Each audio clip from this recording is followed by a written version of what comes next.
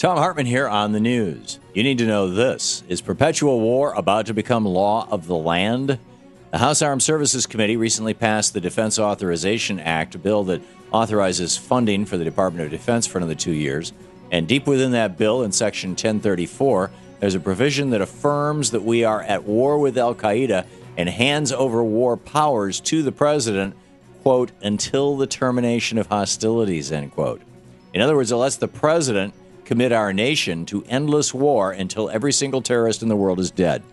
The ACLU calls the provision the single biggest handover of unchecked war authority from Congress to the executive branch in modern American history.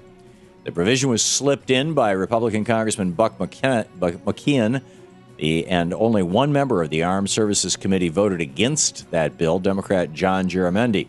Garamendi offered an amendment to strike Section 1034, but it was shot down, paving the way for endless war and, of course, endless profits for defense contractors who throw around huge campaign contributions.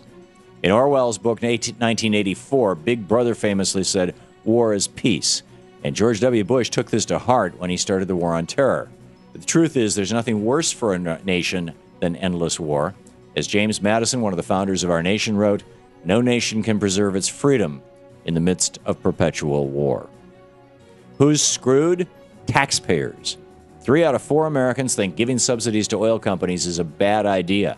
Yet Republicans yesterday filibustered a bill in the Senate that cuts off these subsidies worth tens of billions of taxpayer dollars. 48 senators joined the filibuster, including 3 bought off by oil Democrats, Mary Landrieu, Ben Nelson, and Mark Bekich. And a report by the Center for American Progress shed some light on why these guys voted no. In total, of 48 senators who voted on Big Oil's side have received more than $21 million in campaign contributions from Big Oil, 4 times more oil cash than the 52 senators who voted to end the subsidies. I guess what they say is true. We have the best government money can buy, and the oil industry knows it. In the best of the rest of the news, hundreds of protesters assembled outside a J.P. Morgan Chase shareholder meeting yesterday in Ohio, protesting the bank's illegal foreclosure programs that have kicked people out of homes that should not have been foreclosed. A recent report on the housing crisis confirms that J.P. Morgan Chase and other mortgage lenders made tens of billions of dollars through illegal foreclosures, yet not one bankster is in jail. In fact, they're paying themselves billions from our bailouts, hence the public outrage. But it looks like the banksters were prepared for the protesters as police swarmed in and even maced several elderly demonstrators. The group National People's Action helped organize the protest, and the group's director, George Gale, said, "There must have been 10 police for every banker. They don't just own the government, they own the Columbus Police Department." It's actually bigger than that, though. The banksters' influence goes beyond the police department. They own the entire Justice Department. Report after report has asked the Justice Department to prosecute crimes on Wall Street, but nothing has been done.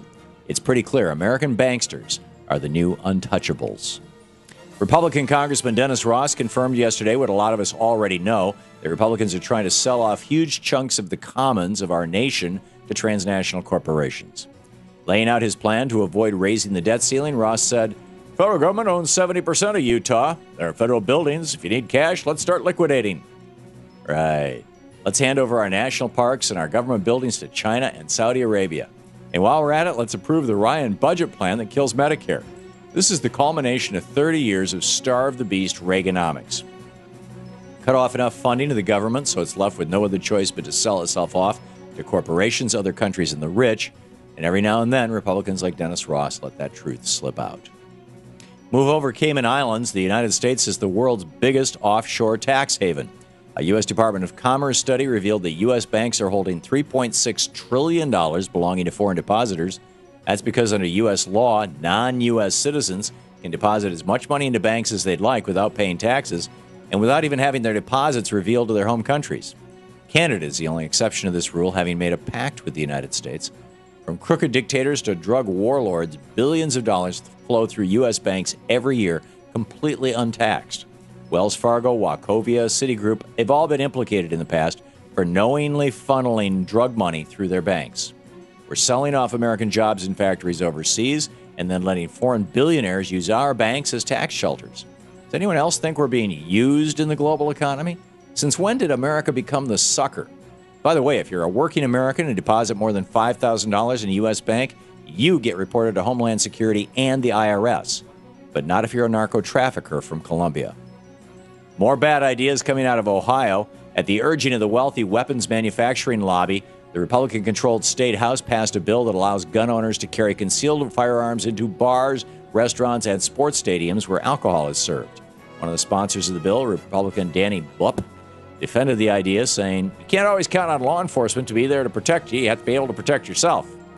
Other Ohioans disagree, like one bar owner who simply said, "Guns and alcohol don't mix." Unfortunately, Republican politicians and gun lobby campaign cash do mix. Duck.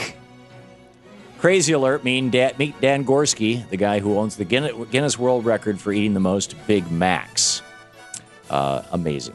And that's the way it is today, Wednesday, May 18th, 2011. I'm Thom Hartmann on the news.